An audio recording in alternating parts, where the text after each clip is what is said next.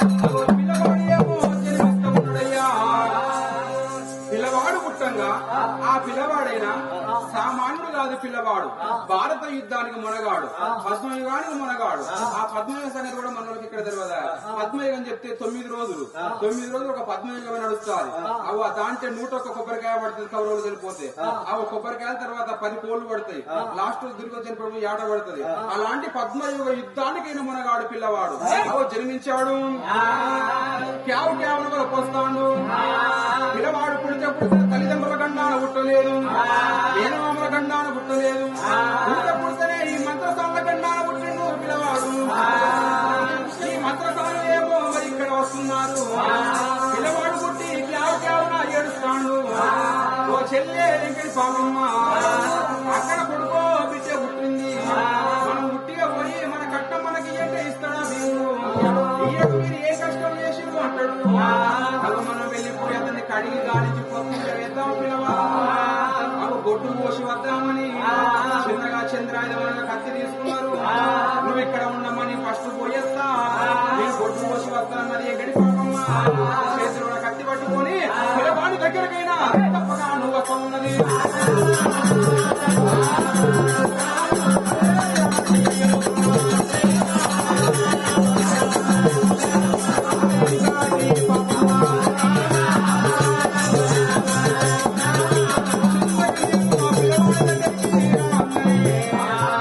పిల్లవాడు పైన కింద పడి ఉన్నాడు. క్యావ్లో వస్తాను. తల్లి ఏమో మూర్చపోయిందట. అదో పిల్లవాడిని తీసుకున్నది. ఎంత మంచిగున్నవరా నల్లగా నీవైనా. ఈ పిల్లవాడిని ఏమో తీసుకున్నది, అడిగింది. అలాంటి పొత్తిళ్ళల్లో వేసింది. అడిగి గాలించి పొత్తిళ్ళల్లో వేసి చేతి లోపల చంద్రాయుధం పట్టింది. ఒడ్డు పోసే సమయం అవుతుంది. అక్కడ పిల్లవాడు బాగా చూసిండు. అది పాండవ వంశం, కాటు లేని వంశం. కాటు పెట్టిన బొడ్డు నువ్వు పోస్తావా? పుట్టింది మంత్రసాల గండా కదా. కాళ్ళు రెక్కలు వాడించుకుంటా మరి చిన్నగా కత్తి మాత్రం పిల్లవాడు చేతులకు గుంజుకున్నాడు. చేతులకు గుంజుకున్న వరకే బాగా చూస్తాను. పిల్లవాడు పుడితేనే కత్తి పడతాండవా అని చెప్పి అని కత్తి చేతికిచ్చింది. చేతుల కత్తి పట్టిండు. మరి ఎడవ చేయి తీసిండు. వెంకటి బాబు ముక్కు మీద వేసిండు. ముక్కు మీద ఎత్తప్ప నా ముక్కు మంచి ఉన్నది అందుకే పట్టుకుంటాను. చేతి మీద ముక్కు ఇచ్చిందట. చేతుల కత్తి పట్టి మీద ఏదో శిక్ష ఉన్నారని ముక్కు పోయేవాడు.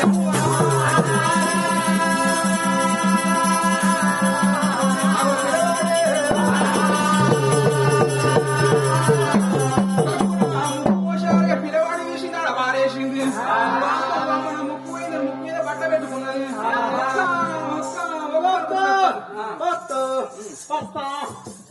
పోయేటప్పుడు మంచిగా ఉండే కదా. దీనికి ఏమైంది కావచ్చు. అక్క ఇది ఏమన్నా ఏమైంది ఏంది? పోయినవా? పుట్టింది పిల్లవాడా కొడుకా బిడ్డ? పుట్టిండు కాదు పుట్టిండు. ఎవరు వాళ్ళు? మగపిల్లవాడేనా? మగపిల్లవాడే. మరి కడిగి కాలించి బొడ్డు కోసినావా? బొడ్డు కోసినావా? ఏమైంది మరి? ఎందుకు ఇట్లా మాట్లాడతావు అంటే బాగా ఆలోచన చేసింది. బామ్మ నా ముక్కు కోసింది కానీ మరి నేను ముక్కు కోసిందని చెప్తే మరి అది ఊకుంటుందా? అది పోతుంది, ఇంటికాడ పడుతుంది. ఏదన్నా వస్తే మీ ఇద్దరం మంచుకోపోతాం. ఆశయం పోతే ఇద్దరు ముక్కులు పోవాలి, ఉంటే ఇద్దరు ముక్కులు ఉండాలనుకున్నది అని చెప్పి ఏమంటారు? ముక్కు మీద ఊపడి బట్ట పెట్టుకొని ఏమైందే పిల్లవాడు? ఏమైంది? పోయినావు. పోరడు పుట్టిండు. నల్లగా ఉన్నాడు. మరి ఏం చేసిండు? పుట్టుడే అక్క చెల్లె ఆడ చూసి మంచివాడు. మొన్న పోలేదా సమ్మకల పున్నాడు. వాడాట రైళ్ళ పొరడు. ఆ పొరడు పోతే వాడు కడిగిస్తున్నాడు. గడ్డ బెల్లంగడ్డ అది తీసుడు నానబెట్టి దాని నోట పెట్టాడు. బెల్లంగడ్డ తీసి నోటే పెట్టేవారికి నీకు మాట్లాడొస్తలేదు. అమ్మ ఇది బాగా చూసిన దానికంటే చెప్పుడు మాటలు చేతట. నువ్వు ఇంత బెల్లంగడ్డ కొచ్చుకున్నావు. నేను పోయి నాదింత, నా బట్ట ఇంత, నా కొడుకు ఇంత, నా బిడ్డ ఇంత నేను చాలా కట్టుకుంటాను అనుకున్నది. మాత్రం అక్కడికి వస్తుంది ఆనాడు.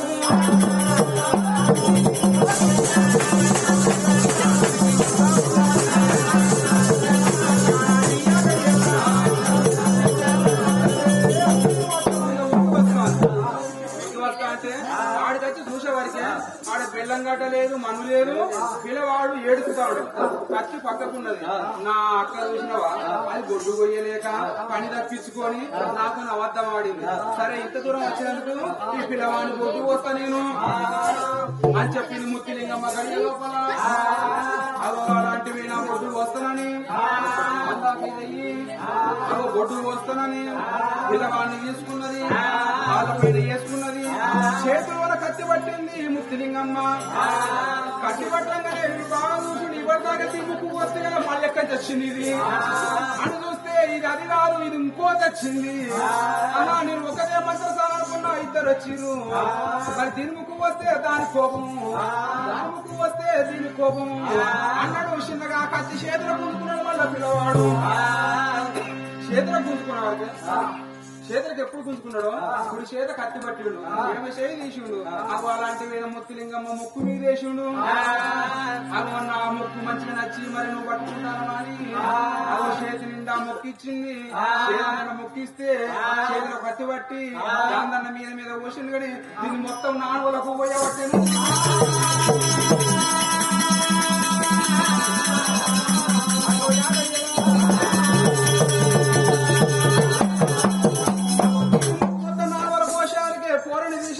వారేసింది బొక్కు మీద బట్ట పెట్టుకున్నది దమదమల వైద్యునికి వస్తాను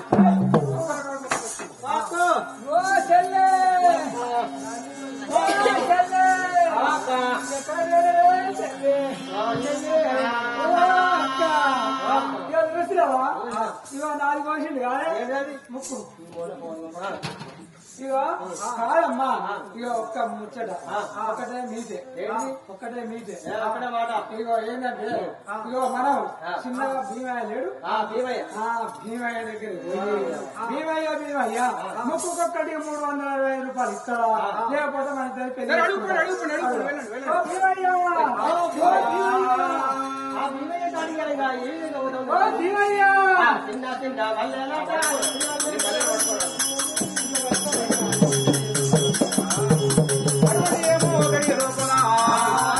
బయలుదేరి వాళ్ళు భీముడి దగ్గరికి వాళ్ళు అక్కడ ఆవిడికి వస్తారు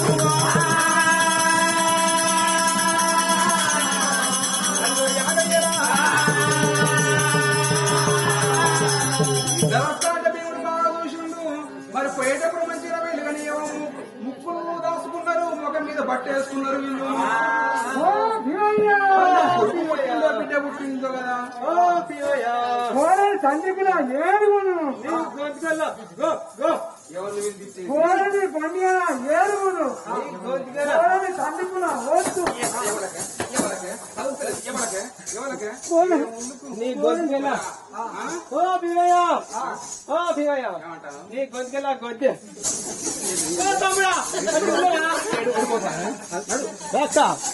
వాడు కొడతాడు వాడికి ఉండదు వాడికి అశోకానికి రేపు పొద్దునే అరే రేపు పొద్దుగాల నీకు మయ సంఘాలు పెట్టి ఇచ్చి మొగ అనిపిస్తా మరి మయ సంఘం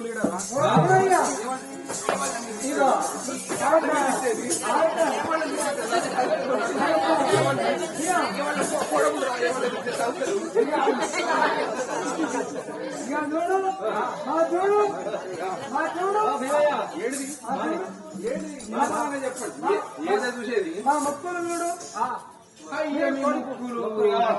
ఎవడు పోసిన మీ ముక్కులు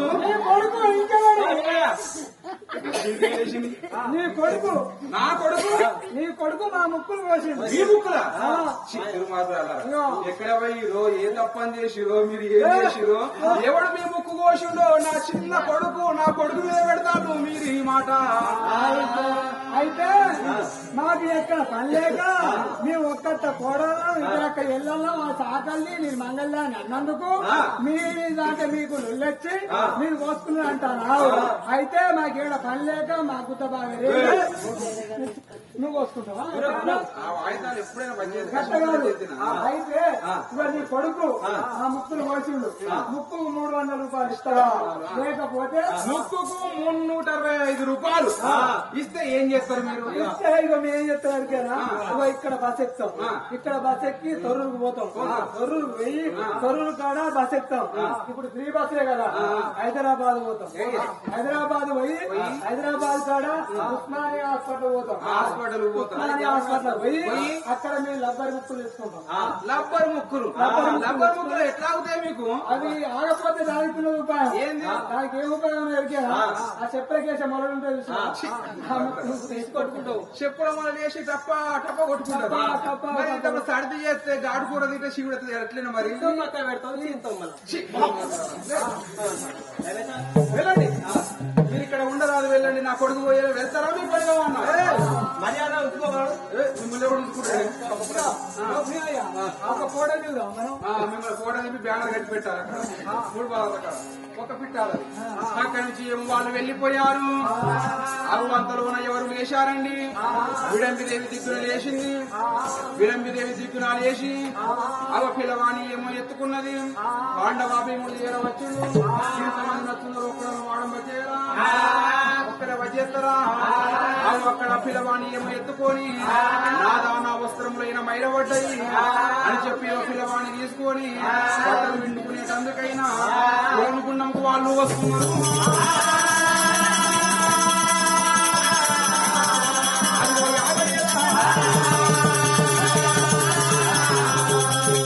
కొలనుకున్నం ఉంటే కొలనుకున్నం కాడికి చేరవచ్చారు. కొలనుకున్నం కాడికి చేరవస్తే ఆ పిల్లవాడికైనా ఆ స్థానం వస్తుందని ఆ అమ్మాయి అయినా అక్కడ గుండము లోపల కాళ్ళ పైన పిల్లవాడిని వేసుకున్నది. పాండవ భీముని ఏమన్నది, నాదా నువ్వు ఈ బాయిలకు దిగి ఈ గుండంలోకి దిగి నీళ్లు పిల్లవాని పైన గుప్పండి నీ పిల్లవాని స్నానం చేయిస్తా అని చెప్పి అంటే భీముడు అందులోని దిగిడు. అందులోని దిగి నీళ్లు గుప్పుతా అంటే అందులోనే ఏమున్నదయ్యా ఈ విడంబిదేవి అవో చెల్లెలు విడంబిదేవికి చెల్లి అవుతుంది. దాని పేరు జలరథ అనంగా జరిగే బాగా చూసింది. అది కూడా ఓ రాక్షసికి చెందింది. ఆ జరిగ బాగా చూసి ఈ నల్లగా ఉన్నాడు వీడెవడు కావచ్చు అని చూస్తే భీముడు నా అక్క పోయి భీముడిని పెళ్లి చేసుకొని ఒక చక్కని కొడుకును కన్నది. మరి నేనుకుంటారా భీముడి పాదం బట్టి అవి భీముని కొల్లకుండా తీసుకువచ్చుకొని భీముడితో నేను కూడా ప్రేమించకపోతే నా పేరే జనిగ కాదన్నది. అగో రయ్యి నా చేరవచ్చి అవి భీముడి పాదము చెలరదా బట్టబట్టే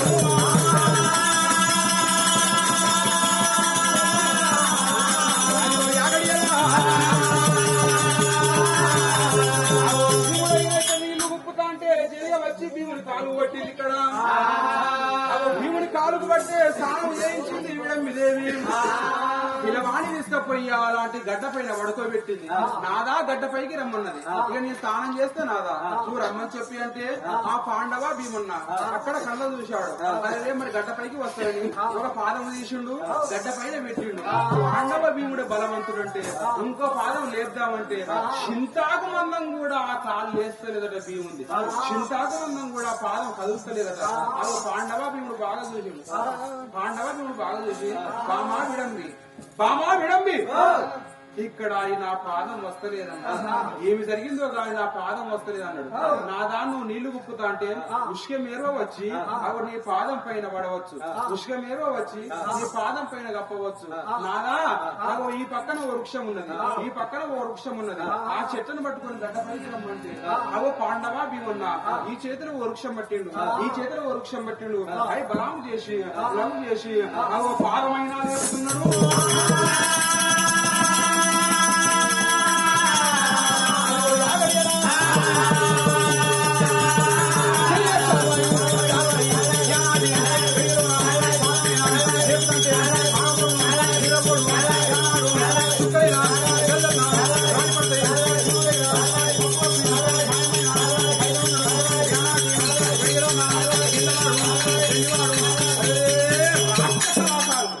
అలాంటి పని చేసే అవ చూసినవా అక్కడ ఎవరయ్యా గొప్పైన వాడు వీరాది వీరుడైన అవ వీర ప్రభావుడైన అవ పాండవ భీమన్న బలము చేస్తే భీముని బలానికైనా ఆగలేక 2 చెట్లైనా అవ రాలి వచ్చి కుండములోన పడిపోతాయి.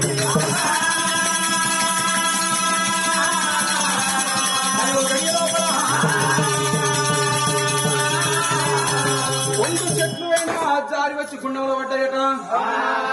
బామా విడంబిదేవి ఏమిటో నా పాదానికి నా కాలు వస్తలేదు అసలుకే అంటే నాదా ఈ పక్కన ఓ గుట్ట ఉన్నది, ఈ పక్కన ఓ గుట్ట ఉన్నది, ఈ చేతిలో గుట్ట పట్టుకోనాదా, ఈ చేతిలో పర్వతం పట్టుకోనాదా, పరం చేసి రానాదా అని విడంబి మాట్లాడింది. సరేనన్నాడు. ఈ చేతిలో ఓ గుట్ట పట్టిండు, ఈ చేతిలో ఓ గుట్ట పట్టిండు. పరం చేసి లఘు చేసి పాదమే లేపితే పగండా భీముని బలానికైనా 2 గుట్టలు జారి వచ్చి ఆ గుండములో నా పడిపోతాయి.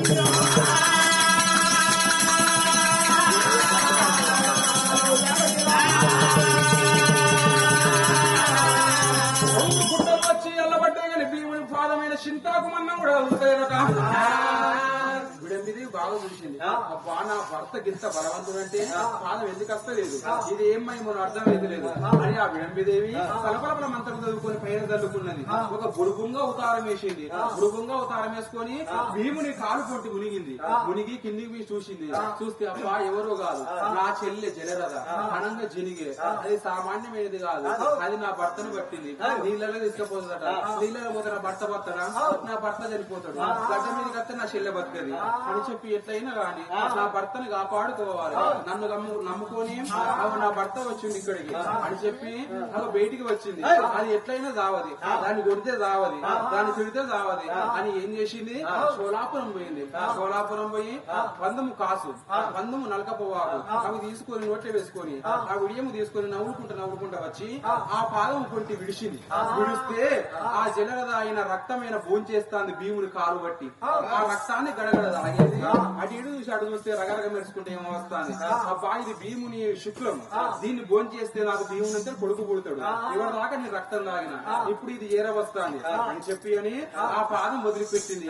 అది మాత్రం ఎప్పుడు గవర్న నోట కొట్టి భోంచేసిందో భోంచేయగానే దాని రోము అన్న విషయం బారికపోయింది. అవు అలాంటి నలకపోవాకును ఆ కాసుకున్ను ఆ జనిగ కసలే పడదట. దాని రోమ అన్న విషయం బారి దాని అవయవనాలన్నీ గడగడ గడగడ వణుకుతున్నాయి. నా ప్రాణము సంగతి ఎవరి తెలియదు ఒకనాటి సమయాన నా అక్క విడంబిదేవికి చెప్పిన నేను, అయ్యో అక్క ఎంత పని చేసినవమ్మా, పాలివాడిని వేరే నరుణ్ణి పెళ్లి చేసుకొని చూడముట్టిన నన్ను చంపుతున్నవా, నా ప్రాణము తీస్తున్నవా, నీ భర్తను చూసుకొని మురిసిపడతానవా అక్క, కొడుకు పుట్టిండని సంబరపడతానవా అక్క, నీ కొడుకు నిండా నూనె హౌస్ అనుకున్నావా, నీ కొడుకు అడ్డ హౌస్ కావాలి.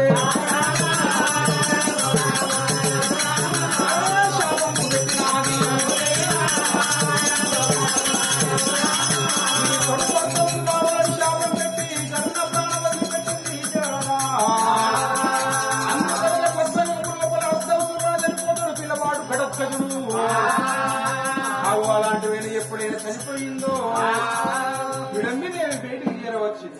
విడంబిదేవి బయటికి చేరవచ్చి నాదా ఇక నీ పాదము దియ్యినాదని చెప్పి అన్నది. పాదము దియ్యినాదా అంటే అక్కడ ఎవరు చూశారు, పాండవ భీముడు అప్పుడు చూసి పాదాన్ని పైకి లేపిండు. పాదాన్ని పైకి లేస్తే అది కూడా జారి వచ్చి ఆ గడ్డ పైన పడ్డది. ఒక తాడి చెట్టు ఎట్లా పడుతుంది అట్లా పడ్డదట. చూసినప్ప ఏంది కావచ్చు, నాకు ఆకలి వచ్చింది, ఏమైంది ఇవరి దాకా అన్ని వాళ్ళు ఆపీరు కావచ్చు అని బామా విడంబిదేవి ఏమైంది నా కాలుకు, ఎవరు నన్ను పట్టింది, ఇది ఏంటిది, ఇది చెల్లె. చెల్లె అంటే నీకు చెల్లె అంటే ఎవరు, జలజబాంబ జనిగే నన్ను పట్టింది మా చెల్లె. నేను ఇంత బలవంతుడు ఇంత నవ్వుకుంటావాన్ని నన్ను పట్టింది, నన్ను పట్టింది ఏంది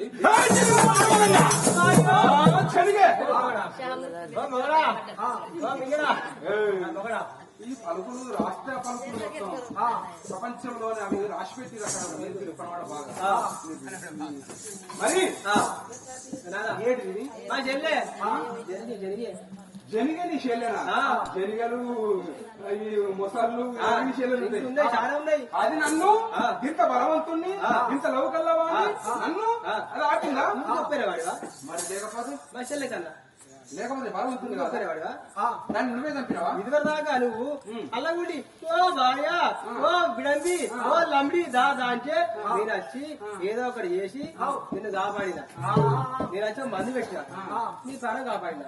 ఇప్పుడేమో నీ గొప్పైన వాడిని నిన్ను అది అంటారా ఇప్పుడు సింగ అంటారా ఇప్పుడు కాదు, సరే గాని అమ్మా ఇగో నువ్వు ఇక్కడ స్నానం చేసి రండి ఇక మీ వ్యవహారం మంచిగా లేదు మీ సోపది మంచిగా లేదు మీ లెక్క వారు బాగలేదు అని చెప్పి మీరు ఇక్కడనే ఉండరు అని చెప్పి ఆ కొడుకు అక్కడ ఉన్నాడు నాదా కొడుకు దగ్గర కావలి పోనాదా నేను స్నానం చేసి వస్తానని విడంబి అన్నది ఇక్కడ పిల్లవాడు వీర గడత్తుల మహారాజు ఏం చేసిండు ఆ పల్లేరు గాయల్లా బల్తుములల్లా కొండ కోణంలో పడుకోబెడితే రాక్షసి పిల్లవాడు కదా గడియలు కొద్దిగా పెరిగిండట గంట గంటకు పెరిగిండు అక్కడ చూసి పిల్లవాడు ఏం చేస్తాడు అక్కడ ఒక గుట్టుంటే ఆ గుట్టను కూడా వీకి ఇంకో గుట్ట మీద వేస్తాడు ఈ గుట్టను కూడా వీకి ఇంకో గుట్ట మీద వేస్తాడు అలా పిల్లవాడేరా గుట్టలతోటి కోడిన ఆటలేమి